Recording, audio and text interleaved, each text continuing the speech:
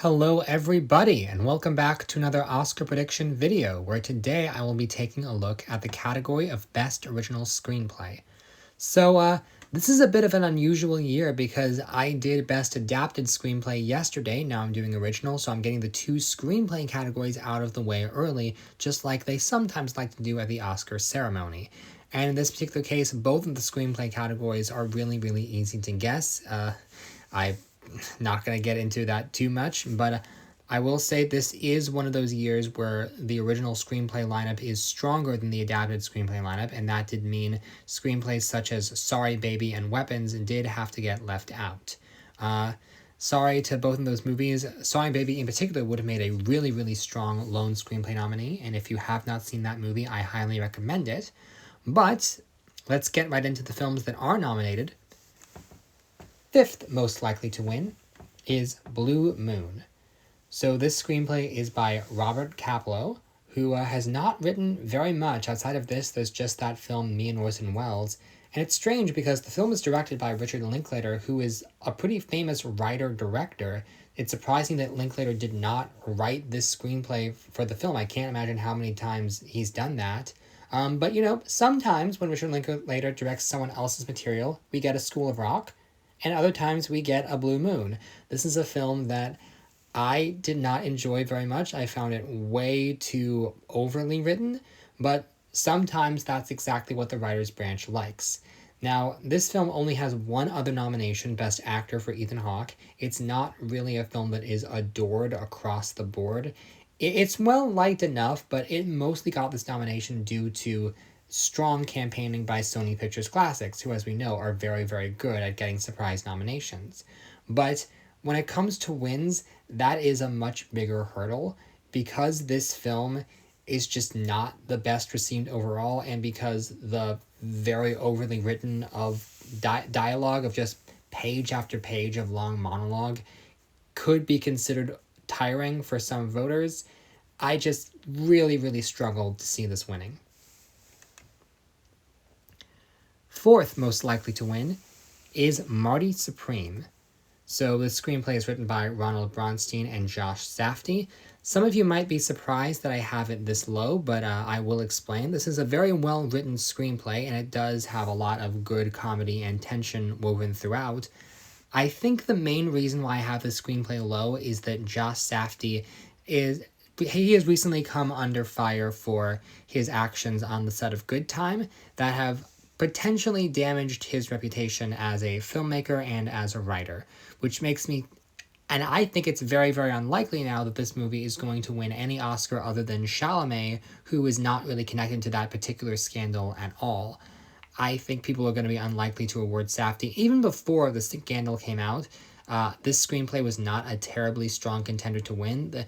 It's good, but this is just, it's hard to explain. The screenplay is not really the element that you walk away from this film thinking about. And so I think it maybe picked up a handful of precursors, but nothing too significant. I would really, really struggle to see this win. Third most likely to win is Sentimental Value. So this screenplay is written by Eskil Vogt and Joachim Trier, both of whom have been nominated in this category before for the worst person in the world. So there's a little bit of prestige there. The film is very well received overall. It basically maxed out with nominations. And this is a movie that could potentially win the BAFTA in this category. I'm not ruling that out. That's the main reason why I have this ranked higher than Marty Supreme. At the same time, though, I think because it has a general lack of precursors, I don't know if I can fully go all the way with it. This is one of those categories where the frontrunner is so far ahead, and for a movie like Sentimental Value, I can't really give much of a justification behind ranking it lower, other than the competition is just so strong. This is a solid screenplay, and it would not make a bad winner. I can even see it getting a few votes, but based on pure instinct, I don't have it getting too far in the ranking. Second most likely to win is It Was Just an Accident. Okay, hear me out, hear me out. I am not actually predicting this to win, but I do think there is a world where it is second place. First of all, the screenplay is absolutely extraordinary. It won the Gotham Award. It has the second most amount of precursor prizes just based on critics' awards. And it is written by Jafar Panahi, who has a really incredible narrative by him. Because he's not nominated for director or picture, then some voters could see this as the one opportunity to reward him. With that said, the fact that this movie is not nominated for Best Picture and Director does really hurt it in this category. I've talked about on this channel multiple times in the past how we have never gotten a non-Best Picture nominee win in a screenplay category ever since the expanded Best Picture lineup started. Now, I do want to remind people, once again, that this year the rules have changed and Oscar voters are now required to watch all of the nominated films. So that could potentially help the film in this category.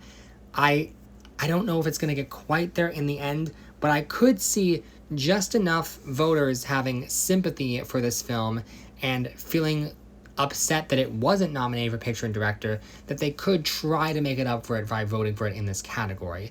So I don't think it's crazy to suggest that it's going to get the second most amount of votes. But realistically, it does not have a very good shot at winning at all because number one most likely to win is Sinners.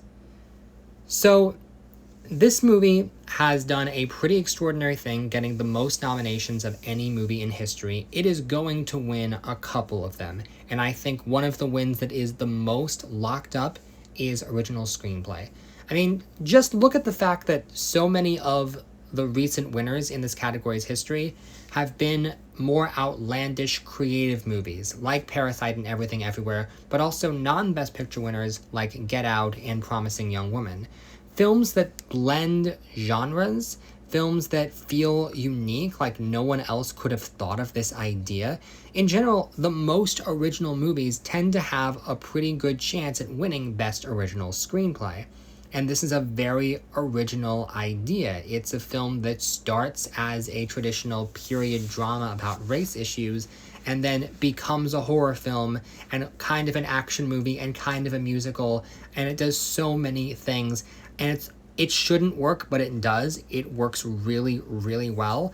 And I think a lot of people are going to be really, really impressed at this film for the creativity, for the idea behind it all, for Ryan Coogler for having the balls to make this thing work. And I just talked about an original screenplay.